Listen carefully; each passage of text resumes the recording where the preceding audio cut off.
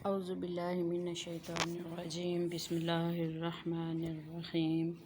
السلام علیکم عزیز طالبات، آج ہم حدیث نمبر 4 پڑھیں گے۔ عن ابی عبد الرحمن عبداللہ ابن مسعود رضی اللہ تعالیٰ عنہ، حضرت ابو عبد الرحمن عبداللہ ابن مسعود رضی اللہ تعالیٰ عنہ سے روایت ہے، قالا کہتے ہیں، حدثنا ہم سے بیان کیا رسول اللہ صلی اللہ علیہ وسلم، رسول صلی اللہ علیہ وآلہ وسلم نے، واہوا اور وہ صادق سچے ہیں، مصدوق تصدیق کیے گئے ہیں۔ آپ صادق اور مصدوق ہیں، یعنی کہ آپ کی تصدیق کی گئی ہے اس چیز کی کہ آپ سچے ہیں، اللہ تعالیٰ نے اس کی تصدیق کی ہے۔ انا بے شک احدکم تم میں سے کوئی ایک، یجمع جمع کیا جاتا ہے یا محفوظ رکھا جاتا ہے، خلقہ مادہ خلقت اس کا، فی بطن امی ہی اس کی ماں کے بطن میں پیٹ میں، 40 یومن 40 دن، نطفۃ نطفے کی صورت میں، یعنی انا احدکم یجمع خلقہ فی بطن امیہ 40 یومن نطفۃ، تم میں سے ہر کوئی جو ہے اس کا مادہ خلقت اس کی ماں کے پیٹ میں نطفہ یعنی قطرہ آپ کی صورت میں 40 دن جمع رہتا ہے، ثم یکون علقہ، پھر وہ اتنے ہی دنوں میں، مثل ذالک یعنی کہ اتنے ہی دنوں میں، علقہ کہتے ہیں جمع ہوئے خون کو، بن جاتا ہے، ثم پھر یکون ہو جاتا ہے مضغہ کہتے ہیں گوشت کے لوتھڑے کو، پھر مثل ذالک اتنے ہی دنوں میں وہ کیا بن جاتا ہے، گوشت کا لوتھڑا، ثم پھر یرسل الیہ اس کی طرف بھیجا جاتا ہے، الملک فرشتہ، فینفخ فیہ الروح یعنی جو کہ اس کے اندر ینفخ بس وہ پھونکتا ہے، فیہ اس میں، روح، وَيُؤْمَرُ اور اسے حکم دیا جاتا ہے، بِأَرْبِ کلمات 4 باتوں کا، یکتب وہ لکھتا ہے، کون سی 4 باتیں لکھتا ہے، رزقی ہی اس کا رزق، و اجلی ہی اس کی عمر، و عملی ہی اس کے عمل، و شقیٌ اور وہ بد نصیب ہوگا، ام یا سعید خوش نصیب، فواللہ الذی بس مجھے اللہ کی قسم ہے، لا الہ الا ہو غیرہ جس کے سوا کوئی معبود نہیں ہے، انا احدکم کہ تم میں سے ہر کوئی، لیعمل بعمل اہل الجنت تم میں سے ہر ایک جنت کی مانند عمل کرتا ہے، یعنی کہ اہل جنت کی مانند جو ہوتے ہیں، جنت میں جانے والے لوگ، ان کی مانند عمل کرتا ہے، حتیٰ یہاں تک کہ ماں نہیں یکون ہوتا، بینہ اس کے درمیان، یعنی اس آدمی کے درمیان، و بینہا اور اس جنت کے درمیان، الا سوائے ذراعٌ ایک ہاتھ کے، فَيَسْبِقُ إِلَيْهِ الْكِتَابُ پس سبقت لے جاتی ہے اس کی اوپر اس کا لکھا ہوا، یعنی نوشتہ تقدیر اس پر سبقت لے جاتا ہے، فَيَعْمَلُ پس وہ عمل کرتا ہے، بعمل اہل النار دوزخیوں جیسے عمل کرنا شروع کر دیتا ہے، فَيَدْخُلُهَا پس وہ اس میں داخل ہو جاتا ہے، یعنی کہ دوزخ میں داخل ہو جاتا ہے، وَإِنَّ أَحَدَكُمْ اور بے شک تم میں سے کوئی ایک، لیعمل وہ عمل کرتا ہے، بعمل اہل نار جیسے، وَإِنَّ أَحَدَكُمْ لَيَعْمَلُ بِعَمَلِ أَهْلِ النَّارِ تم میں سے ہر کوئی ایک، بے شک تم میں سے ہر ایک جو کوئی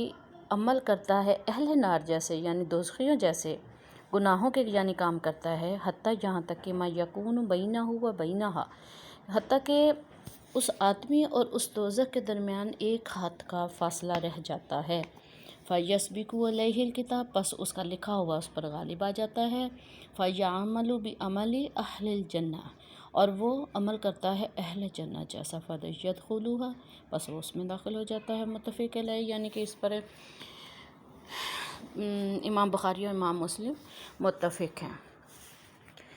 اب اس کی تشریح میں آپ کو میں بیان کرتی ہوں کہ اس حدیث پاک میں تخلیق انسانی کے مراحل، انسان کی تقدیر، اس کا نوشتہ تقدیر، اس کے غالب آنے کا حال، یہ تمام مراحل بیان کیے گئے ہیں۔ اب سب سے پہلے اس کے اندر جو انسان کی پیدائش کے 4 مراحل ہیں وہ بیان کیے گئے ہیں۔ سب سے پہلے جو ہے وہ نطفہ ہے، اس کا آغاز جو ہوتا ہے مادر رحم میں، مادہ خلقہ وہ نطفہ ہوتا ہے، یعنی یہ انسان کی پیدائش کا جو آغاز ہے جسے نطفہ کہتے ہیں، یہ قطرہ آب سے بنتا ہے۔ جیسے علماء نے لکھا ہے کہ فرشتے اس قطرہ آب کو اس کی ہونے والی قبر کی مٹی کے ساتھ گوندھتے ہیں، اور مٹی کے اجزاء جس قسم کے ہوتے ہیں وہ انسان اسی قسم کی شکل و صورت اور اخلاق و آداب کا مالک بنتا ہے۔ ابتدائی 40 ایام میں انسان کا مادہ خلق رحم مادر میں خمیر کی صورت میں تیار ہوتا ہے۔ اگلے پھر 40 دن، یعنی پہلے 40 دن میں نطفہ ہوتا ہے، پھر اس سے اگلے 40 دن کا جو پیریڈ گزرتا ہے وہ علقہ کہلاتا ہے، یعنی جمع ہوا خون۔ یہ دوسرا مرحلہ ہوتا ہے انسان کی تخلیق کا۔ انسانی پیدائش کے دوسرے مرحلے میں یہ 40 دن میں جو خون جم جاتا ہے، اور پھر اسی طرح اسی حالت میں وہ 40 دن پرورش پاتا رہتا ہے۔ جی اب یہ 80 دن کے بعد اگلے 40 دن کا جو تیسرا مرحلہ ہے وہ ہے مضغہ، جسے گوشت کا لوتھڑا کہتے ہیں۔ تو یہ اب جو جمع ہوا خون ہوتا ہے وہ کیا ہوتا ہے؟ گوشت کے لوتھڑے کی صورت میں بن جاتا ہے، اور پھر 40 دن اس کے بعد اس کی پرورش ہوتی رہتی ہے۔ اب اس کے 40 دن بعد کیا ہوتا ہے؟ پھر اگلا مرحلہ جو چوتھا مرحلہ کہلاتا ہے وہ انسان کی شکل و صورت یعنی اور اس کے اعضاء بننا شروع ہو جاتے ہیں، اور یہ 4 ماہ جو پیریڈ ہوتا ہے اس کا وہ پورا ہو جاتا ہے۔ اس 4 ماہ میں جو انسان کی شکل و صورت اور اعضاء کا مرحلہ ہے وہ کمپلیٹ ہو جاتا ہے، اور 5ویں مہینے کے آغاز میں اس کے تمام اعضاء جو ہے وہ شکل و صورت انسان کی وہ مکمل ہو جاتے ہیں۔ آگے 5ویں مرحلے میں کیا ہوتا ہے کہ فرشتے کا اس یعنی جو بچے کی شکل و صورت انسانی بچے کی بن جاتی ہے، اس کی اندر روح پھونکنا ہوتا ہے، اور اس کی رحم کی حفاظت، یعنی کہ اس بچے جو شکل و صورت بن چکی ہوتی ہے اس کے اندر روح پھونکنے کے بعد اس کی حفاظت کے لیے اللہ تعالیٰ اسے فرشتے کو مقرر کر دیتے ہیں، اور اسے خاص احکام دیے جاتے ہیں۔ اور یہ اس کے بعد 6واں مرحلہ جو ہے وہ تقدیر انسانی کا لکھا جانا، یعنی کہ اس کی حفاظت کرنے والا فرشتہ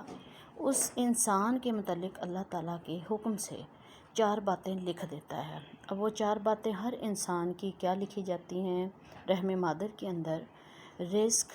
اس کا کھانا پینا، پہننا، اس کے استعمال کی اشیاء جو انسان اپنی پوری زندگی میں حاصل کرے گا، اس کی مقدار، جنس مکمل طور پر لکھ دی جاتی ہیں، اور اس مقدار جو لکھ دی جاتی ہے اس سے کم یا زیادہ وہ استعمال نہیں کر سکتا۔ اس کے بعد اس کی موت کا وقت مقرر کر دیا جاتا ہے کہ اس نے اتنے سال، اتنے ماہ، اتنے گھنٹے، اتنے دن، یعنی اتنے لمحات تک مقرر کر دیے جاتے ہیں کہ یہ دنیا میں زندہ رہے گا، اور اس کے بعد اسے موت آ جائے گی۔ اس کے بعد جو اگلی چیز ہے وہ لکھی جاتی ہے اس کا عمل، یعنی کہ وہ کیا عمال کرے گا، کیسے کام کرے گا۔ تو یہ وہ انسانی اعمال ہیں جو اپنی زندگی میں سر انجام وہ دے گا، اچھے یا برے، جو بھی اس سے سرزد ہوں گے وہ پہلے ہی سے اللہ کے علم میں ہوتے ہیں اور لکھ دی جاتے ہیں۔ اب اس یعنی جو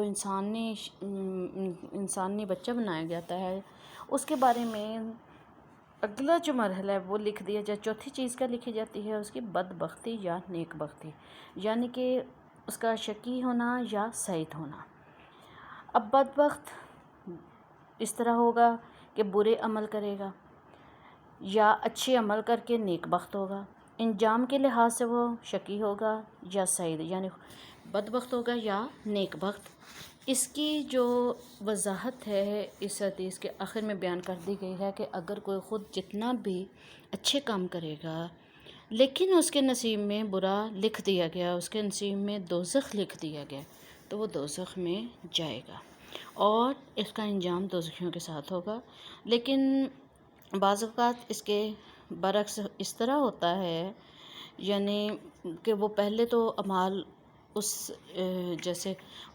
اچھے ہوتے ہیں کہ وہ کر رہا ہوتا ہے، لیکن آخر پہ ایک دم اس سے غلطیاں سرزد ہونا یا گناہ سرزد ہونا کیوں شروع ہوتے ہیں کہ وہ جو اس کی قسمت میں لکھا جا چکا ہے کہ بدبخت ہے یہ، اس وجہ سے۔ اور اسی طرح جو اچھے مال نہیں کرتا، برے مال کرتا ہے، لیکن اس کی قسمت میں آخرت میں نیک بختی لکھی گئی ہے، تو وہ عین ٹائم پہ آخرت پہ